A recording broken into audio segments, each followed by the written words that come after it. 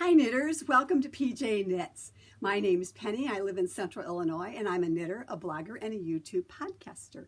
And this is my knitting journal about knitting, about yarn, all kinds of knitting related things with a little bit of weather and a little bit of personal stuff thrown in. Anyway, welcome back. I say this every week. I don't know that I'm going to be able to do this every week. Going forward, because the tall guy is in his last week of chemo and radiation, hopefully, and so I don't know. I don't like to podcast when he's here. It makes me self-conscious, and I'm not sure why, because he hears everything. And so anyway, you all didn't need to know that, but anyway, so that's just some information out there. So if you don't see me, it's because of that, but I'm going to try really hard to do that. So again, I live in Central Illinois, and today is Monday, the 7th of February, I guess. It is 18 degrees, and you can tell by the glare in my glasses that it's sunny outside and supposed to warm up a little bit later this week. We are so pleased with that because we had about 11, 12 inches here, and I had to snow blow it from our long driveway and make paths for the mailman and the FedEx guy. And so I'm learning all kinds of things that I never had to do before, but that's okay. Working off a little pounds, maybe not. I make up for coming in and eating whatever I can. So anyway, just a little weather report from Central Illinois. So to finish up, just a couple of things that I want to talk to you about. The needles episode last time. I wanted to say this in this little ditty. It's needles everywhere, but not the size I need. Do you ever have that problem? I sure do. And that happens when you have a lot of whips. I understand that. So I just thought that was a little funny.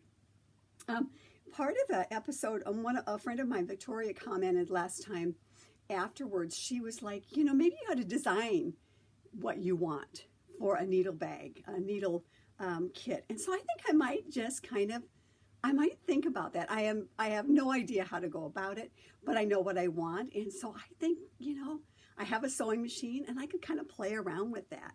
So I'm kind of thinking I might, in my head, for the future, think about what I want in a needle case and go from there. Just stay tuned with that. So anyway, to finish up for the needle episode, we had some good comments in the Ravelry group, and I have a couple of winners that I want to announce. First up is for Suzanne, who is Sew Run Knit. If you would send me your address, you can do it via Ravelry or Insta message me on Instagram, or email me. You could email me, but probably it would get lost in the shuffle. So one of those two places, let me know what your address is. Suzanne, I am going to send out to you the Erin Lane bag when I get your address. And the second winner was Kendra, is getting the Ho He bag, and I will get that to you, Kendra, as well. So congratulations to those winners. And let's just keep that conversation going on here and there about what kind of bag for accessory bag for needles that you like. One of my top things is I need it to have little embroidered tags telling me what size it is. And I know that there are people who do that. I know there are companies who do that. So I'm going to kind of think about that as we progress in that future. So my knitting journal. January is done, and we are now into February. And a couple of successes that I had in January is that I completed all of my mitered squares in my scrappy blanket, my hashtag Scrappy Sunday. I did all of that once again in January, and I have a good thought into February. The other thing for now, looking forward to February, is I'm really looking ahead. I'm really thinking hard about the fact that I want to be starting to knit on spring stuff. So I kind of am thinking, have re-looked at my February page in my journal and give it some in-depth thought, or just some really good thoughts as to whether the things that I had planned on doing for winter are still something that I want to be working on. And I kind of gave myself a self-imposed deadline of the end of February to really be done, or at least have a good cast on and a good far into knitting on winter sweaters, because otherwise I just am not going to get them done in time to wear them. And I know that there's still time in March, and I have some lighter weight sweaters that I want to be knitting on into March. So for me, I'm thinking about what I want to complete in February and making notes on my February page in my journal. Just realistically, you can't knit all the sweaters for winter that you wanted to, Penny, at this point in time, and some of them will have to move to fall. So I've kind of taken my February page and kind of rethought about it, and at the end of February I made a little note down here at the bottom: think about spring sweater knitting, because which I'm already doing. I'm already thinking those things, have already thought when I have some spare time. So I'm really thinking that February is the end, really, of my winter sweaters. And so I just wanted to kind of share that with you. 4 to 6 weeks tops. I really, like, at the end of February, I want to say to myself, you need to be thinking about spring. And I have some spring sweaters that I want to be doing. And right now on my list to finish up is my my faded cardie, which I will show you next time when I have a little bit more of my fourth color into it. And I'm working right now heavy on my unspun Iceland, excuse me, unspun Icelandic sweater. And I have narrowed down that to what I want to do. I know last time I had a couple of possibilities and ideas of what it was going to be, and I've narrowed that down to a weekend sweater, and I will share that with you in a little bit. Good thing there's coffee close by, right? So, and I have notes. I just want to touch on, before we leave the whole winter sweater type thing, what I'm wearing today. And this is really a winter sweater. This is Avalanche by Heidi Kermeyer that I knit a couple of years ago. And this calls for worsted weight. I used Haiku Simply Worsted. And I really think that this is a little bit heavier than a worsted, a little bit thicker. But I really do love this, and I just got a tank underneath it. And I like this for days like today. It's pretty warm, and it's comfortable, and I like the feel of this Haiku Simply Worsted. I have some other colorways in it, and I was going to do a blanket for my grandson, and I may still do that, my oldest grandson. But I really, really do like this. This yarn and the sweater. It's comfy. So pulling it back out, because it's a little bit bulky. It's not going to be super warm today outside, and it's a good sweater to throw underneath. So I just wanted to share this particular one. I love knitting on it. The interest is all down the front, and it was not difficult with the cables, and that I just really like that. And again, y'all know that Heidi Kermeyer is I'm a fan of them. So mail call. Now, what would it be a podcast if I didn't have to walk away? I want to show you something.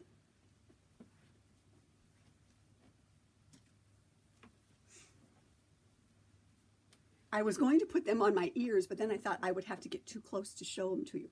But I wanted to show a little present that I got in the mail from my friend Kendra, so that I can wear them when we start going back to retreats and things. And I said to her when I called her up, I said, I'm going to wear them on the podcast, but I'm not wearing them today because I wanted to get them up close and personal and let you see them. Are those not the coolest?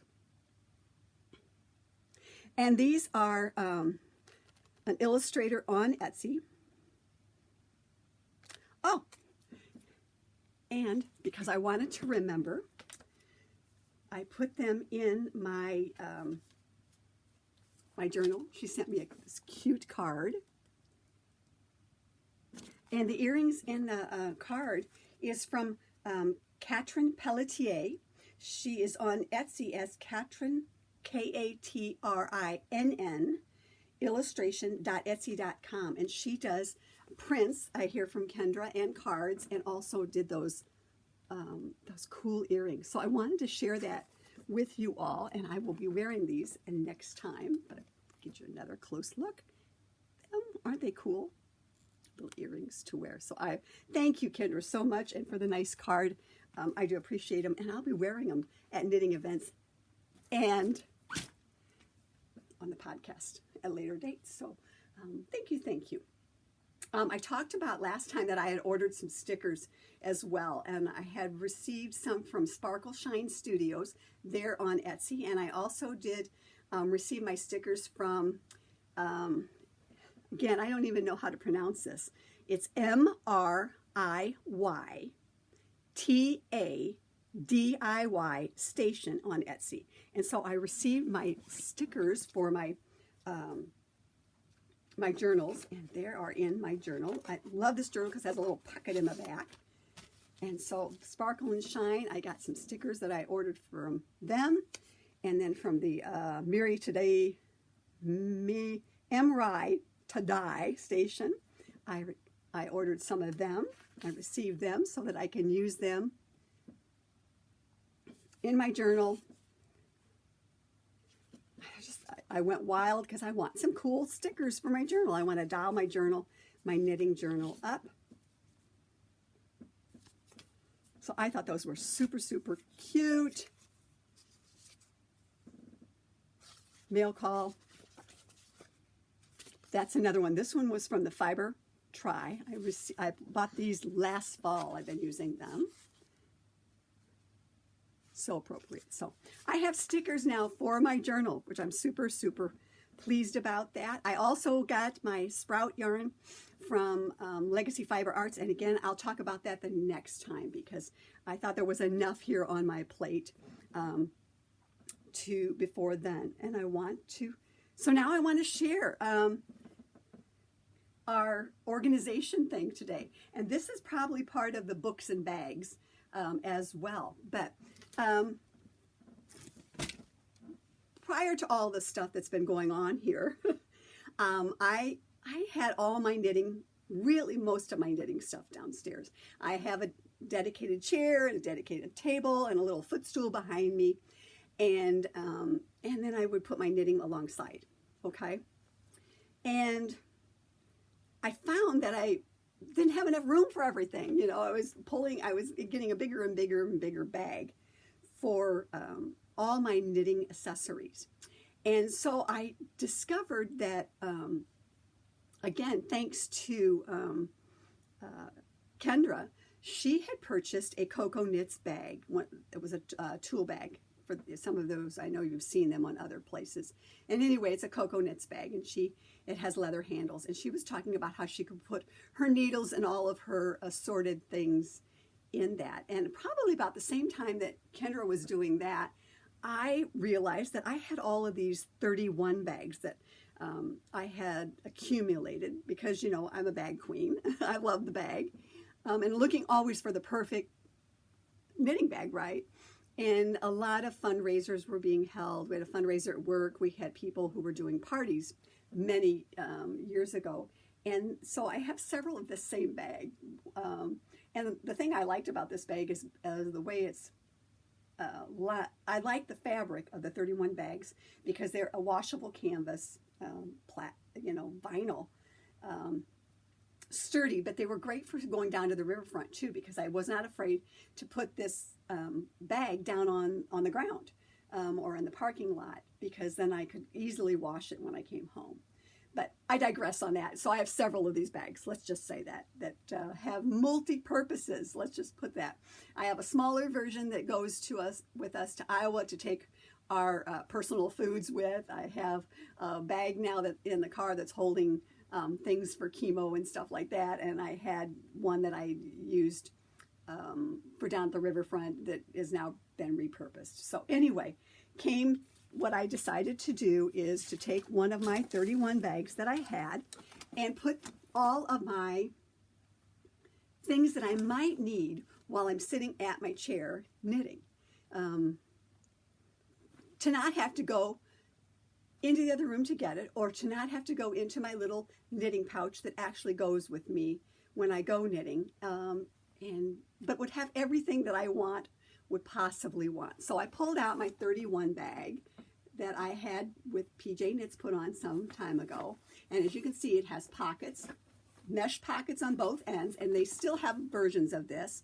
This one has a zip in it, and if we flip it around one more time, more bags, more pockets on the back. No pockets on the inside, but I just wanted to really share some things that are in my bag and where they're at. So in the side pocket, I have a Plano box.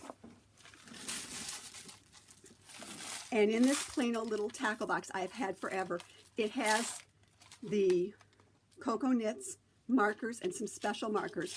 All of the knitting markers that I want close by. And it's all all my Cocoa Knits I put in there. And then on the other side, it has the little pins. It has the little pins, some Katrinkled markers, some more markers along with some paper clips, and then some of these as well. And then the end has just some special markers in it, along with some clips that I might need. So I have that in the side mesh pocket in my Plano tackle box. And we're going to talk about storing these things too. In a future episode, I'll show you some other stitch markers options as well. In one of the back pockets here, I have Scotch tape so I can use it for my journal, and I have the highlighter tape. They go in a pocket together, so I know that that is just tape. And in the other back pocket is an assortment of needle gauges that I have gotten over the years, my Knit Picks ones, and that I use the most. And then a small little pair of scissors that I don't cut yarn or anything with them, but they're to cut things out for the journal or to cut labels for my journal when I'm putting the ball bands in there. So those sit in the second pocket back there. Then in the front, there's 3 pockets. I have some Post-it notes, and I have a couple of notebooks that have come that I received in a goodie bag from January Thaw. This one houses all the hashtags that I want to remember on Instagram, because it's really hard, when to choose a hashtag and remember it for me. So I have all my hashtags in there, and this one did have it, and then it started, I was going to put hints on it, like what to do when you want to repost something in Instagram. So those sit in one of the pockets in the front. The middle pocket houses some more tape that my friend Jane sent us sometime, and I use this in my journal. It's a masking tape. That's in that middle pocket, along with a tin that has progress keepers, special little progress keepers. There's some Sucre in here, and Itty Bitty Delights as well. And so these are just some special markers that have been done up from various companies. A little peep. Little progress keepers. So that's what's being housed in the middle one. And then my happy birthday one that I received from Brenda a few years ago. So these are my special little progress keepers that I put in there, so I know that they're in there, and that goes in with the tape. And then finally in that front pocket, I have a set that I've had this forever. Back in the day when I thought I was going to do doilies. It is, it's from Lee Ward's from Elgin, Illinois. Those of you who have been crafting for a while, you remember Lee Ward's. I bought these from there, and they're the very fine crochet hooks. So I have a set of those in there, so I know where they're at. So that's in there. And then the other end, I don't have, the other end pocket normally would have hand lotion, but I have it sitting out. I used it a while ago. And then in the inside, the nice thing about this is it's big enough that it can house things. And so what I've done is I've taken a bag that I got from Meg Swanson's knitting camp the last couple of years, and this has some accessories that I might want handy. It has spare needles. There are my barber cords. One of the sets are housed in here. I've got yarn, little the light bulb markers. There is down here spare yarn.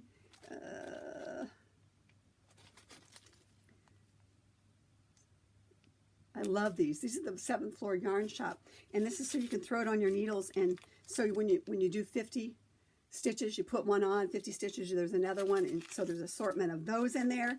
I got an extra tape measure. There's a couple of extra tape measures in there. Needle gauge, not a needle gauge, a needle holder. You put your needles in both ends of that. So when you're knitting on something, there's a spare one of those. There's spare scissors. I've got spare cable, yarn. There is an emery board that I've cut in half in there so I can have it. Gosh, I've got and I also put in here, there's a crochet hook. I've also put a very fine,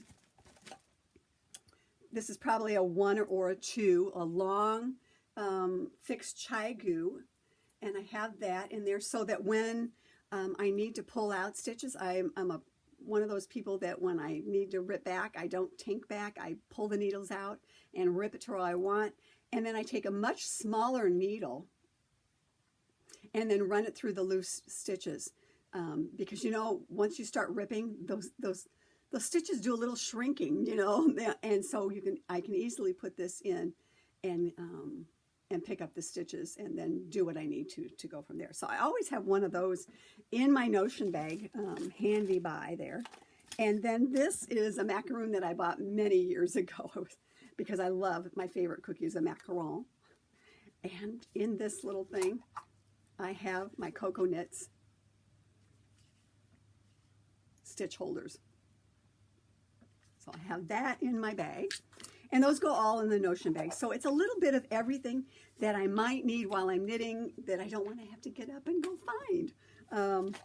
And there's more stitch markers and more bulb shape because, you get a lot of those. There's a needle gauge in here also from Cocoa Knits.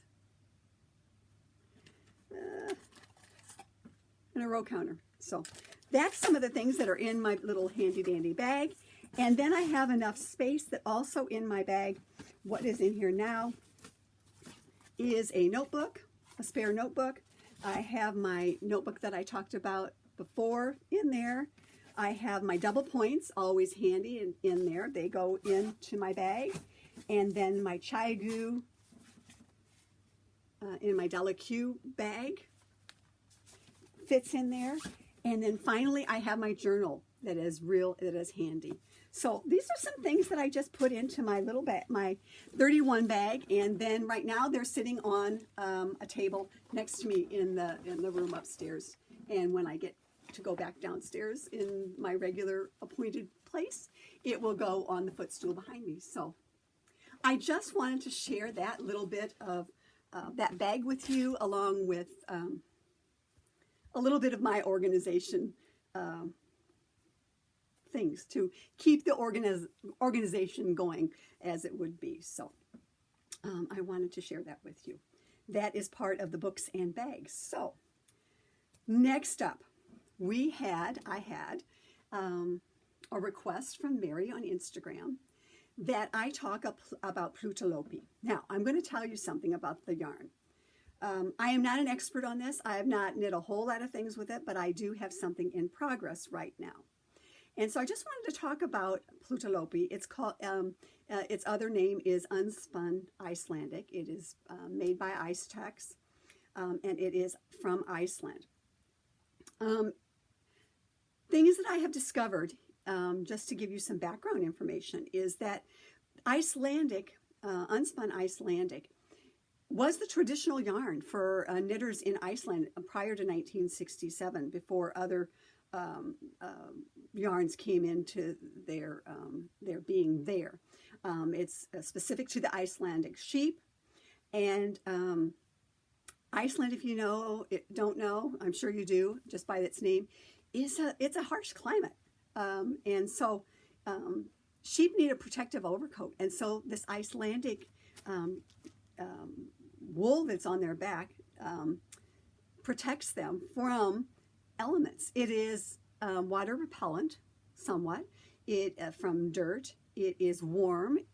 If you wear it, it absorbs perspiration, and it's lighter weight than most of the wools that we're used to.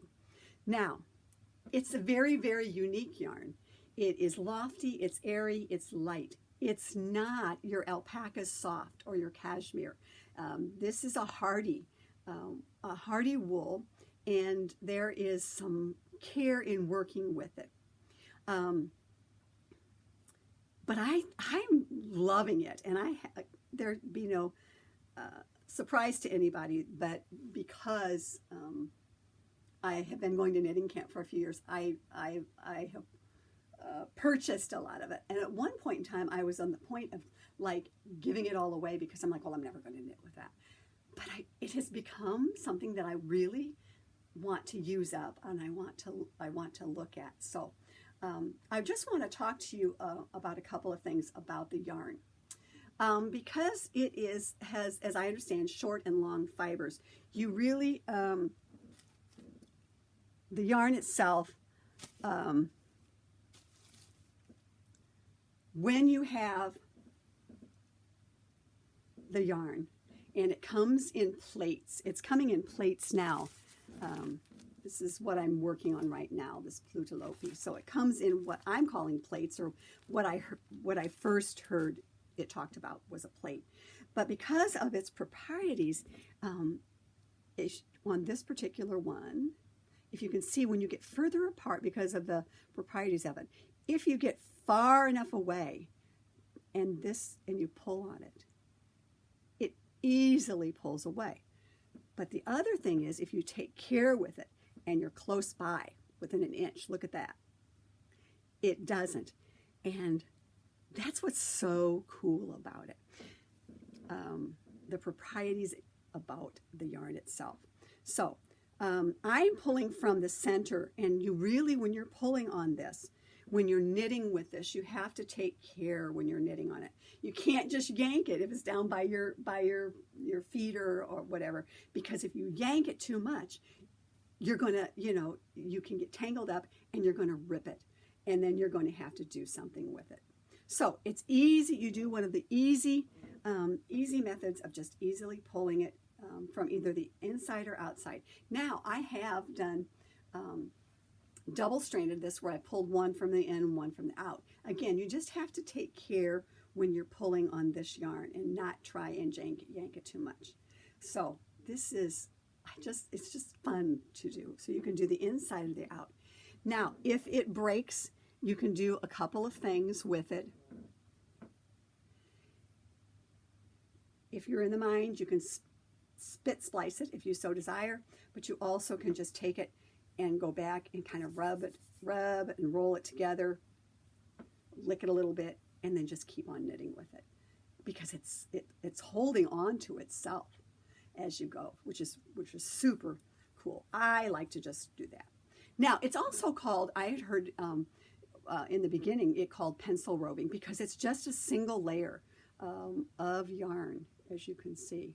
And I think it would be fun to try drop spindling with it, or spinning with it, for those of you who spin. I'm not going to, but it would have been fun to do that. So so it has some short staples and long staples, and you really have to take care of when you're knitting with it. So I am using, as far as needles are concerned, I'm using metal needles. I'm using my chai goos on mine right now.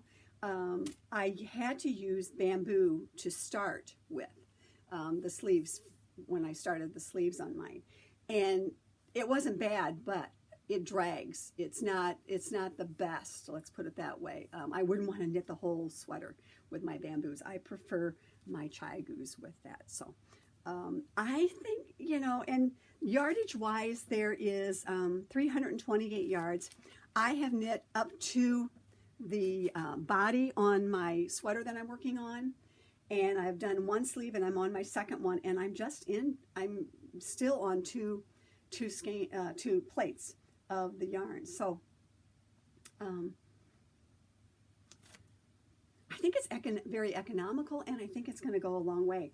I'll keep you posted on that. So I am working on mine right now. Out of that, what I did last summer though is in anticipation of, you know, I had seen there's a Swedish yarn that's very similar. It's called Nutiden. For me, it's very hard to get, so I'm just sticking with the unspun Icelandic. But last summer, in anticipation of doing some work, some fun knitting, figuring out what to do with all my unspuns, I made a little swatch in the round, and then I documented it into my book. And what I did, I documented it in my old journal, and I put colored markers here, those bulb markers, so that I could tell what I was doing with this. And I put in my book that I used like a size 6 needle is what I did on this, and I cast on 72 stitches, did whatever. And so then I marked in my book that from the pink marker down on it was on a 6 needle, and this was just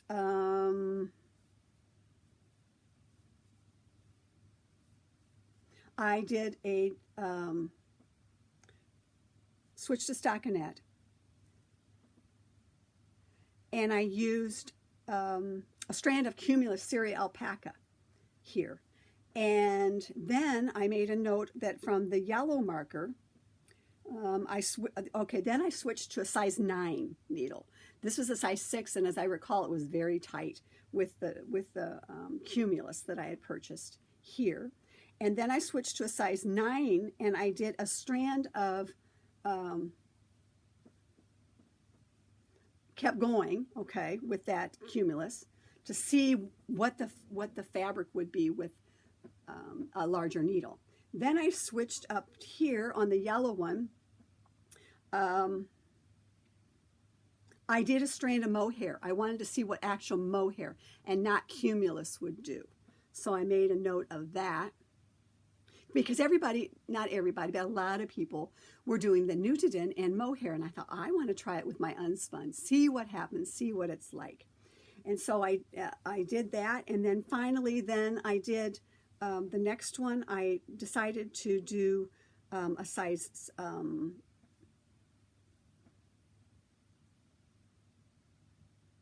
the orange marker. I went after the orange marker up. I have to stop and think. On my orange marker on the way up, I did a strand of unspun on a size 9. I went back to just unspun by itself. And then after a couple of rows, I switched to 2 strands of unspun because I wanted to see how that was going to feel and look. And then on the green marker, I did just 1 strand and went to a size 7 because in anticipation of doing a one strand sweater later on this fall, I wanted to see what it was. And then what I did is I just left my markers in, and I wet blocked it, threw it in the water, let it dry, so that I could see what the fabric felt like. And before I blocked it, before I threw it in the water, I made, for each one of these, I made notes in my journal telling me what my gauge was before I blocked it. And then after it was blocked, I did it again. I put unblocked and then blocked, so I could tell that how it grew or how it didn't grow or what it felt like, so I would know that in my swatch for future swatching potential. And what I discovered as I was going along is that I wasn't all that crazy with the Cumulus with it or the mohair. It really wasn't at this time floating my boat. And so when I decided to do my next sweater out of the yarn that I got from Schoolhouse Press, I decided just to do 1 strand. So if you're thinking about doing some unspun, just test it on a little swatch, so that you have that. Make notes of what you did, and keep those notes, because they've come in handy for me when I went to do the next one. So that is what I did in my for my swatch of my Plotulopi last time. Let's see.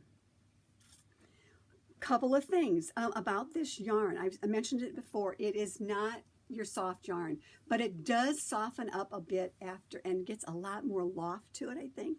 It blooms a little bit after you've blacked it and after you're wearing it. I'm using 1 ply for my sweater that I'm knitting on. 2 ply would be great as well. You can do multiple plies. If you're going to do a coat, maybe 3 or 4 coats. Where do you buy the yarn? We're so lucky here in the States to have this accessible to us.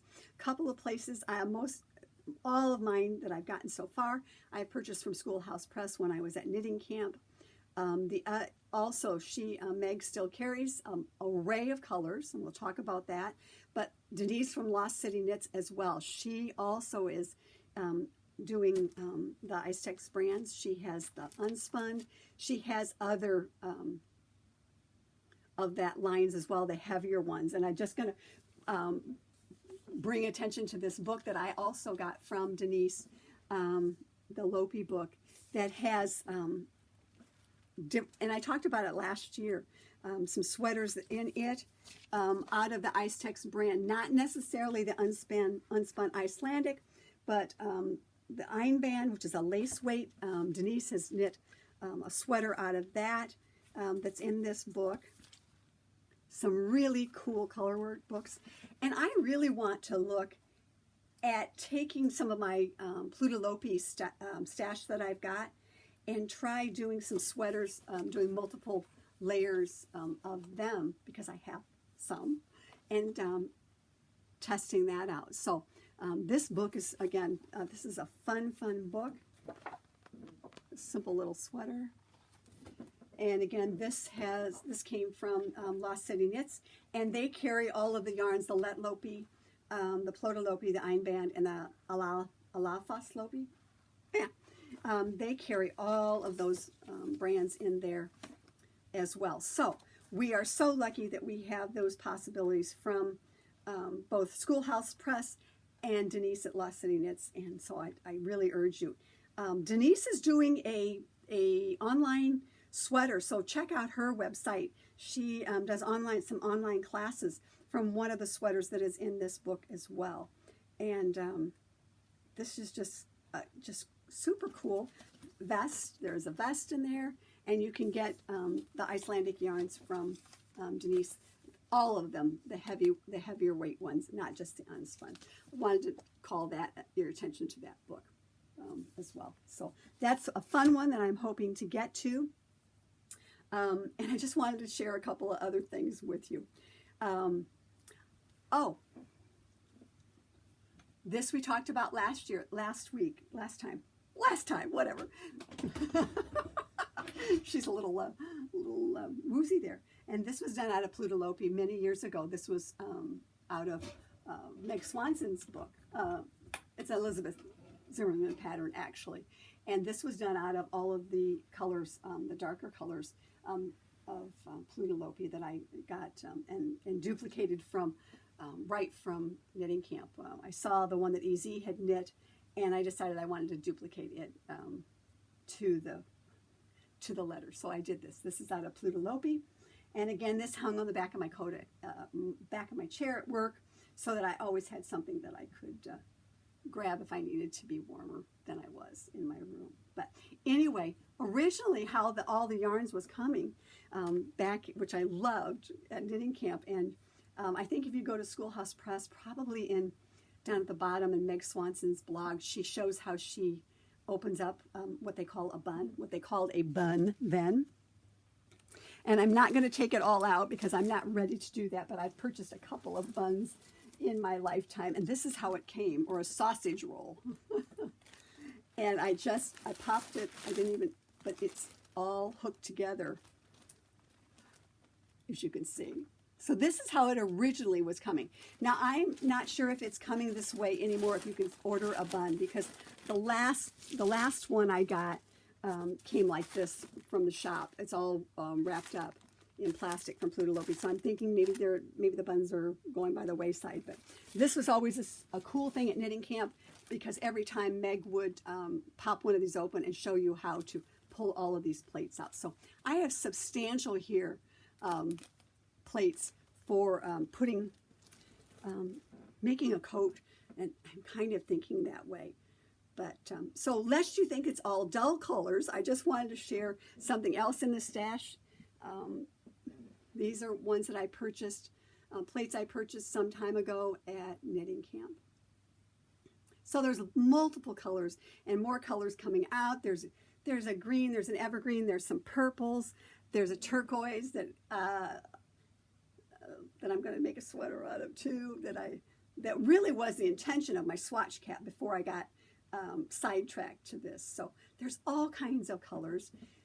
If you look at any of Meg Swanson's or Elizabeth Zimmerman's books, there are multiple sweaters that you could choose for color work to use Plotulopi out of. I just think it's such, for us right now, it's the perfect kind of sweater and yarn here for me. And that's what stirred me on to doing my current sweater that I'm working out of Plotulopi. What I decided when I was out a few weeks ago, going outside, and I'm like, I really wanted just a sweater that, the sun was shining and there was snow on the ground, and it was maybe 30 some degrees, and I just wanted to go out, throw a sweater on, and go and shovel a little snow. And yeah, I could have come out and got my other ones, but I'm like, I really wanted something warm, which sent me on this avenue of what I wanted my sweater to be. And what I want is just a loose sweater that you can throw on. I tossed several options around and finally decided on one from Wool Gathering last September that came out. I am making a version of this. Of course, I'm making it longer, most definitely. But the part that I really liked is this treatment here. Very super simple. And I wanted to do that. I finally keyed in that that's what I wanted to do.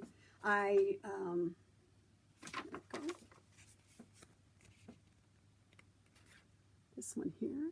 So I'm employing those techniques. And in the Wool Gathering that Meg sent out, she talks about doing an A-line, which is for with EPS. And so that's what I am doing, because EPS is based on gauge and knitting and all of that. And if you want to know more about that, I suggest you pick up any of her books, or also this Wool Gathering. You can still get this at Schoolhouse Press. But anyway, it's based on your gauge and where you're going and percentages. So what happens is, for those of us who have a wider hip, I know I can figure it out, but EPS is like you start here and then you go like this. And what happened was, I'm not like this. I'm not like this. I'm like this, okay? And in the latest Wool Gathering, Meg talks about what to do for us to get more of an A-line shape. And so I'm using those techniques on my sweater that I have cast on. And like I said, I've got my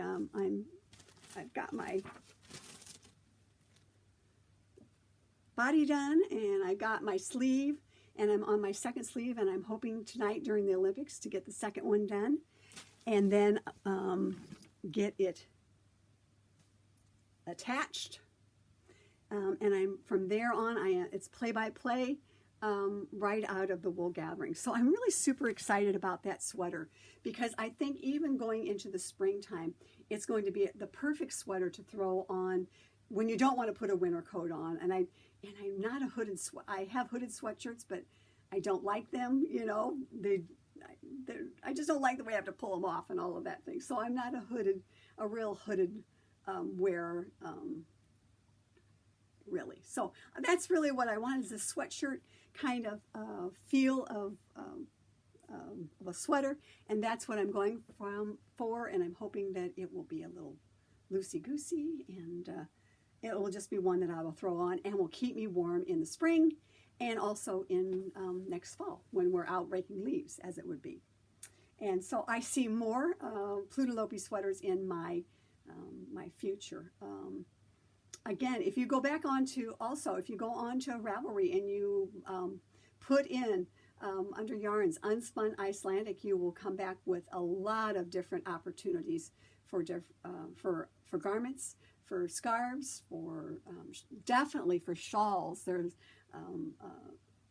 the pie shawl, and just a really light and fluffy airy type yarn, and conducive to using multiple strands together. So again, it's not your alpaca. Don't expect it to be super non-scratchy or soft and cuddly, but it is. It serves its purpose. You know, it is a great yarn. And you have to think, again, Iceland, sheep, their weather.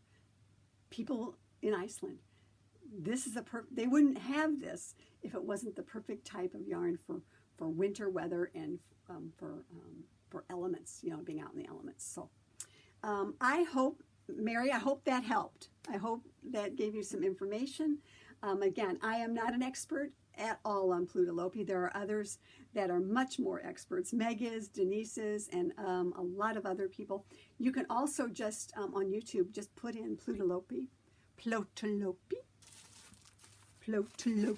get close there so you can get you just type that in, and there are several videos out there of people who have used it and talk about that. So anyway, that's what I've got for you today.